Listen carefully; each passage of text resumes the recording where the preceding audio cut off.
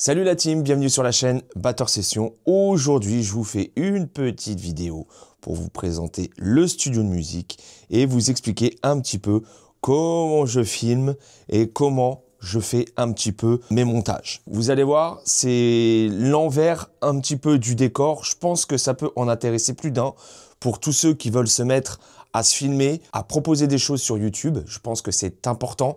Ça vous permet déjà de vous voir jouer et ça peut déjà corriger pas mal de choses. Ça peut vous voir aussi grimacer quand vous jouez, ce qui est mon cas. À chaque fois que moi je monte une vidéo, c'est ce que je me dis en regardant ma face. Elle me dit, les grimaces, c'est un truc de malade, mais ça fait partie des choses que je ne peux pas contrôler et qui font partie de ma personnalité. Et j'aime vous partager ma gueule, quoi, clairement. Donc aujourd'hui, je vous montre, brièvement, je vous explique comment vous filmer, ce qui est extrêmement important à respecter et ce qui est plus ou moins, entre guillemets, futile. Ok les amis? Alors ce qui est extrêmement important, avant que je vous présente le matos, ça va être un éclairage au top du top. Plus vous allez miser sur la qualité de votre éclairage, plus vous aurez de belles vidéos, un beau rendu. Donc moi, si vous ne le savez pas, si vous ne me connaissez pas sous cette entité-là, j'ai une autre chaîne YouTube, autre Insta, autre TikTok, qui s'appelle Profil Image, et où, étant donné que je suis passionné de vidéo et de photographie, où je développe également quelque chose à côté de ça. Si vous ne me connaissez pas sous cet angle-là, vous pouvez aller y faire un tour, il n'y a pas de souci, c'est tout ce qui parle de nature, découverte, etc., etc. Donc n'hésitez pas à aller faire un tour, vous allez pouvoir peut-être apprendre pas mal de choses. Donc la lumière, les amis, premier point, extrêmement important, le plus important, ça passe au-dessus du multicaméra ou du matos que vous avez pour vous filmer, d'accord? Qu'est-ce que j'entends par lumière? Alors regardez ce qu'on va faire, hop, on va faire ça. Donc moi en lumière, je vais d'abord vous dire quelles sont les lumières les plus importantes. On va avoir ici ce qu'on appelle une key light. C'est une lumière qui va venir en gros sur vous directement. Moi, vous voyez sur cette lumière-là, il y a ce qu'on appelle un nid d'abeille. Ce nid d'abeille, ça va permettre, si vous voulez, de mettre l'accent sur le personnage, d'accord? Sur ce que vous voulez éclairer et tamiser un petit peu l'arrière-plan, si on peut dire ainsi. Ça permet vraiment de mettre l'accent sur vraiment ce que vous voulez filmer et derrière, que ça soit pas trop éclairé. C'est grâce à ça qu'on arrive à avoir ce rendu sur une vidéo. Donc la key light, hyper important, orienté plus ou moins de cette manière-là. Donc je vais vous montrer. Clac, je me déplace, je bouge ici, voilà. Donc vous voyez un petit peu, faut pas lésiner sur le pied non plus, hein. Faut un pied de qualité pour la maintenir. Ok, voilà. Donc ça c'est une lumière qui est extrêmement importante et sur laquelle il faut surtout pas que vous lésiniez, d'accord? Vous avez ensuite ce qu'on appelle la backlight. La backlight, c'est quoi? C'est la lumière qui va être derrière moi. Donc, cette lumière-là. D'accord? C'est une lumière extrêmement importante parce que vous pouvez vous rendre compte que si, par exemple, je l'éteins, regardez bien. Voilà. Donc, forcément, alors c'est un autre rendu, hein, c'est autre chose. Mais quand vous vous filmez, quand vous faites de la vidéo, il faut vraiment que votre lumière soit au top du top. Suivant ce que je vais filmer, suivant ce que je vais faire, l'avantage avec ces deux lumières-là, celle que vous voyez ici et celle que vous voyez ici, c'est que je peux régler la température de couleur. Et ça, c'est quelque chose qui est extrêmement important en fonction de ce que j'ai envie de vous communiquer.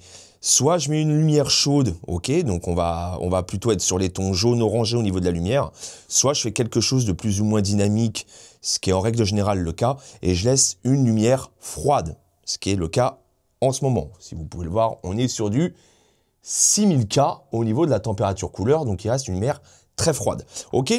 Donc, vous voyez, j'ai une petite lumière encore là-bas qui vient éclairer mon tableau. On est encore sur la lumière. J'ai un petit spot lumineux open juste derrière pour rajouter encore une petite touche de lumière. J'ai également ici, les amis, encore une fois, une lumière qui vient éclairer ma caisse. D'accord? Sachez que chaque lumière qui a été mise en place a été vraiment pensée pour un rendu général optimal. D'accord? Après, vous en aurez peut-être pas besoin d'autant suivant votre pièce, suivant votre configuration. Mais voilà, après vous allez comprendre pourquoi du comment. Donc ça, c'est vraiment les lumières. Si vous devez avoir deux lumières, c'est la key light et la backlight. Une lumière devant vous, une lumière derrière. Si vous avez que ça, c'est déjà largement suffisant. Après, entre guillemets, c'est du plus. Sachez que tout ce que je vous présente, c'est du matériel que j'ai acquis au bout de plusieurs années. C'est du matériel et, qui demande un investissement financier, bien évidemment. Je ne l'ai pas acheté en claquant des doigts. Ça m'a pris de nombreuses années pour m'équiper et pour avoir aujourd'hui ce set de tournage, on va dire. Ça s'est pas fait en une semaine, les amis, hein. Je tiens à vous le préciser également. Après, ce qui est très important à mon sens, c'est de pouvoir, bien sûr, mettre en avant votre batterie pour avoir une lumière dessus particulière. Et encore une fois, moi, je reste dans des thèmes, en règle générale, sur du cyan et du mauve. J'aime beaucoup ce mélange, le mélange de ces deux couleurs. Et après, bien évidemment, vient le moment de la déco. Donc, je repasse comme ici. Et regardez bien, j'ai un tube LED ici. J'ai une Godox ici. J'ai une autre Godox mauve qui éclaire là-bas. Un autre petit panneau LED lumineux là-bas qui vient éclairer tout simplement cette zone-là. Voilà. Ensuite, ici, j'ai mes deux panneaux également qui viennent éclairer toute cette zone-là. Et vous voyez bien, regardez, l'incidence. Si j'éteins juste un petit panneau LED, regardez bien. Voilà. Donc, il a été orienté d'une telle manière, il a été réglé également d'une telle manière. Faut pas non plus mettre ça à des pourcentages de dingue. Donc, c'est réglé d'une telle manière pour pas que ça oublie de trop. Vous voyez, je suis à 19%. Si j'augmente la luminosité, tout de suite, là, on crame tout. Ça sera juste pas joli du tout au niveau du rendu quand je ferai mon montage. Donc, 20%, je suis pas mal. OK ? Pareil, vous voyez, sur cette LED, là-haut, je suis réglé, je dois être à 15% également sur la backlight qui est derrière moi, d'accord? Et après, vous venez soigner un petit peu votre déco. J'ai mis un tube LED derrière mon tableau, voilà, qui vient faire un petit éclairage derrière. Et là, vous avez plus ou moins une lumière homogène, une lumière complète, avec un rendu vraiment agréable, vraiment sympa. Donc ça, c'est vraiment la chose primordiale, c'est vraiment de soigner votre lumière. C'est extrêmement, extrêmement important et c'est, à mon sens, le plus important. La deuxième chose, les amis, ça va être les caméras. Alors, c'est pareil, une caméra en fonction de ce que vous voulez faire. Bien souvent, qu'est-ce qu'on fait? On dégaine notre smartphone, on filme, boum, terminé. Alors, sur les derniers smartphones, il y a ce qu'on appelle des formats ProRes, dans lesquels vous pouvez vraiment filmer dans des qualités assez sympas. Mais un smartphone tel qu'il soit, que ce soit le dernier des iPhones, le dernier des Samsung, de tout ce que vous voulez, remplacera jamais une réelle caméra. Donc moi, j'ai un boîtier photo que j'utilise bien évidemment très régulièrement, que ce soit en photographie ou en vidéo pour mes montages, pour mes tournages, pardon. Donc j'utilise un Sony, un boîtier photo Sony. J'utilise un autre boîtier photo Sony qui est là. Salut, voilà. Un petit peu plus bas de gamme, mais qui fait grandement le taf par rapport à la vue caméra. J'essaie toujours d'avoir la meilleure caméra au niveau de la caméra principale, la caméra sur laquelle je vais m'adresser. J'essaie toujours d'avoir la meilleure caméra, donc en l'occurrence, c'est le gros boîtier Sony. Donc, autre petite caméra derrière. J'ai celle avec laquelle je me filme, qui est donc la DJI Osmo Pocket 3, où l'avantage, c'est que vous avez un suivi, et ça peut être sympa en fonction de ce que vous jouez. Si vous voulez jouer quelque chose de dynamique et que vous bougez beaucoup, bah vous voyez, la caméra, elle va vous suivre, elle va bouger, et ça, c'est une super caméra pour ça. C'est vraiment l'idéal. Et après, bien sûr, vous avez votre téléphone, et moi je m'en sers, là je ne voulais pas brancher pour cette vidéo là, mais moi je m'en sers pour faire une vue sur mes tomes, une vue plongeante sur les tomes de côté, parce que ce qui est très important aussi, c'est de soigner vos angles de vue. C'est pas toujours avoir le même angle de vue, parce qu'en tant que spectateur, on se lasse très rapidement. Donc pensez à soigner vos angles de vue. Moi il y a un angle de vue face, un angle de vue derrière, donc ça c'est déjà les plus importants, et ensuite on a l'angle de vue sur que j'ai mis plongeant. Donc là, en l'occurrence, c'est le cas, mais habituellement, elle n'est pas positionnée ici. Hein. Elle est positionnée un petit peu plus bas, cette caméra. Donc, vue plongeant. Et vous avez bien sûr la vue téléphone. Ça me fait en tout 4 caméras. 4 caméras, c'est bien. 5, c'est mieux. J'ai envie de vous dire, plus vous en aurez, mieux ce sera. D'accord? Ça, c'est encore une fois, plus vous avez de cam, plus vous avez d'angle de vue, plus c'est agréable à regarder et on arrive à faire des choses assez sympas. Aujourd'hui, si vous avez un téléphone plus une petite Osmo Pocket 3 par exemple, bah, rien ne vous empêche de vous filmer avec ça déjà. Vous aurez déjà un très très bon rendu. Pas besoin d'avoir 4 ou 5 caméras comme moi je vous propose. Encore une fois, je vous le dis, je me suis équipé, ça fait sur plusieurs années. Ça se fait pas du jour au lendemain, d'accord? Donc prenez votre temps, réfléchissez bien, renseignez-vous maintenant. Internet, c'est un puits d'informations pour tout ça. Quoi acheter, pour qui, pourquoi, comment, etc. Vous trouverez votre bonheur. Moi, je tourne ensuite avec ce qu'on appelle avec des profils de couleurs, d'accord? Le fameux D-Log. Alors là, je vais peut-être parler chinois pour la plupart d'entre vous, si vous ne faites pas du tout de vidéo. Mais grosso modo, le D-Log, c'est quoi? Le D-Log, c'est ça. Donc vous voyez, là, je suis en D-Log, c'est-à-dire que l'image, elle est complètement dégueulasse. Elle est flat, elle est moche, ça ressemble à rien. Et avec un petit peu de travail, les amis, derrière en post-production, avec des logiciels de montage bien spécifiques, et ben, on arrive à avoir... Oui, vous voyez que c'est déjà beaucoup mieux, c'est déjà plus agréable et c'est ça que j'aime bien faire. C'est en fonction de ce que je vais vous proposer, en fonction de ce que je vais jouer, avoir des rendus couleurs différents. Et ça, vous pouvez le faire que si vous avez un traitement image manuel.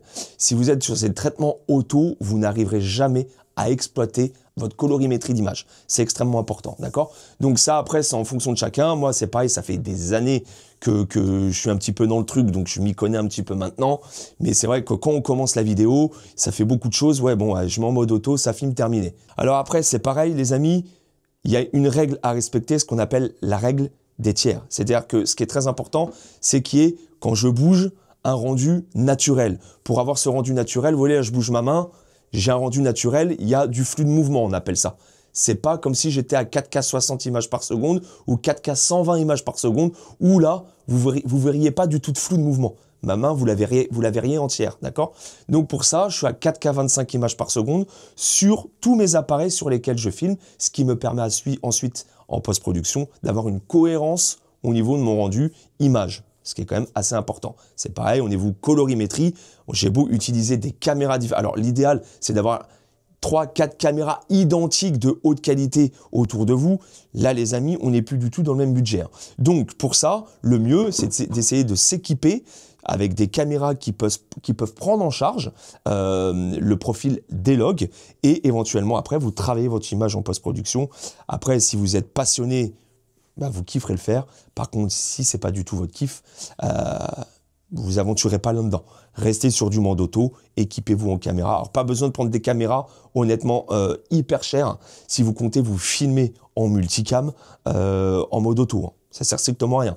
Le but, si vous achetez une caméra assez chère, c'est de vraiment de proposer du contenu plus ou moins professionnel, qualité professionnelle, et donc pour ça, bah, il faut un petit peu toucher informatiquement parlant, vidéographiquement parlant, photographiquement parlant, la composition de l'image, etc., etc. Donc, chaque chose en son temps. Déjà, équipez-vous de bonne lumière, 2 caméras suffisent avec un angle en face de vous, un angle derrière vous, et déjà, vous ferez d'excellentes choses. Alors après, moi, les amis, je me suis équipé également, d'accord? N'oubliez jamais, le son, c'est extrêmement important, hein. C'est la raison pour laquelle ma batterie est équipée de micros sur chaque fût. Donc ça, c'est hyper important, hein, et relié à une carte graphique et un ordinateur pour ressentir le son dans les meilleures conditions possibles. Et bien évidemment, je me tape des petits kiffs de temps en temps avec cet objet, les amis. Et c'est quoi cet objet? Attention, je vous le dis, vous n'êtes pas prêts? Hop là, une petite machine à fumer, parce que forcément, quand on a envie de s'ambiancer un petit peu, c'est toujours plus agréable. Donc ça reste de l'accessoire, ça reste du gadget, ça reste futile, mais ça reste quand même assez intéressant quand vous proposez du contenu. Ça peut faire la différence en fonction des musiques que vous jouez, de ce que vous faites, etc., etc. Tiens, fume, t'as fumé, c'est pas bien. T'as la ref ou pas? T'as pas la ref? Je te mets la ref. Tu fumes, hein, salope? Hein? Tiens, t'as pas honte? Pas bien. Hein? Pas bien. Ok, donc ça fait partie des choses qu'il faut que vous sachiez l'envers du décor quand je me filme. Vous voyez, comme ça au moins vous êtes au courant maintenant un petit peu de comment ça se passe. Je voulais vraiment vous faire une vidéo là-dessus parce que c'est quand même important, si vous voulez faire la même chose, de respecter certaines règles et de respecter certaines choses. Pas que vous fassiez d'erreur, en achetant du matériel que vous n'utiliserez pas, que vous ne saurez pas gérer, que vous ne voudrez pas gérer. Vous avez peut-être envie de faire des choses très très simples. Caméra de téléphone, terminé. Une caméra, je vous le dis, ça fait pas beaucoup. Un seul angle de vue, quand vous voulez proposer du contenu, c'est léger. Idéalement, minimum, moi je vous conseille quand même 2 caméras et idéalement 3, 4 en fonction de vos besoins, de ce que vous voulez proposer et bien sûr du budget. Alors les amis, je vais vous passer le moment où je fais ma post-production. Si vraiment ça en intéresse plus d'un de savoir comment ça se passe en post-prod, de quels sont mes réglages, comment je fais pour obtenir mon image, etc. etc. Si j'ai une demande particulière, je vous expliquerai comment je fais. Et voilà, mais je ne vais pas vous saouler avec ça parce que ce n'est pas le but de la vidéo non plus. Le but de la vidéo, c'est pour vous montrer vraiment quelles sont les priorités à respecter si vous voulez faire de même à la maison. Voilà, donc le studio de musique en lui-même, ma batterie, ok. Alors attendez, je vais repasser, hop, je vais repasser comme ça. Il y a ma batterie. Il y a une autre batterie, voilà. Et après, il y a des moumousses partout, tout autour du studio. Voilà, un petit peu de déco, c'est très important. Et là, on a fait le tour. Voilà, ok. Donc là, vous avez l'intégralité de mon studio de musique. Comme ça vous fait voir un petit peu comment je me filme. Lumière, caméra. Et déjà, si vous avez ça, vous êtes bon. Et après, bien évidemment, composition de votre image, c'est très important. Il y en a beaucoup qui l'oublient, trop l'oublient. Et c'est quand même primordial, à mon sens, quand vous proposez du contenu qui, je l'espère, est de qualité pour vous, messieurs, dames. Donc, sur ce, si vous avez des questions, encore une fois, n'hésitez pas, les commentaires sont là pour ça. Ok? Allez-y, lâchez-vous, je répondrai à toutes vos questions. Merci d'avoir regardé cette vidéo jusqu'au bout. Et encore une fois, très belle fête de fin d'année à tout le monde. Ciao, bye bye, à l'année prochaine.